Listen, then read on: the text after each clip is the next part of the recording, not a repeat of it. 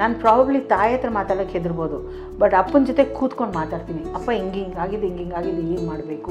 ನಿಮ್ಮ ಲೈಫಿನ first hero and best hero 100%. ಅಪ್ಪ ಹೆಂಗೆ ಅಂದರೆ 100 ರೂಪಾಯಿ ಇದ್ದರೆ 80 ರೂಪಾಯಿ ಉಡಾಯಿಸ್ಬಿಡೋದು. ಇಸೆ ನಾಳೆ ಇದೀವೋ ಇಲ್ವೋ, how do you know, live today.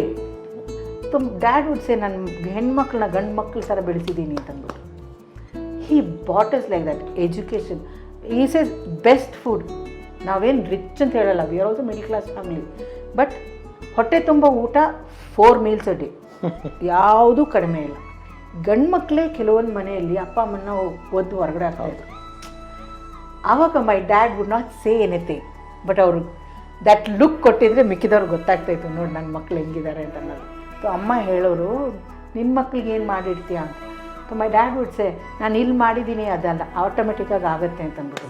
ನೀವು ನಂಬ್ತಿರೋ ಬಿಡ್ತಿರೋ, ನಂದು ನಮ್ಮ ಅಕ್ಕನ ಮದುವೆ ಆಗಬೇಕಾದ್ರೆ 1 ರೂಪಾಯಿ ಸಾಲ ಮಾಡಿಲ್ಲ ಎಲ್ಲೂ.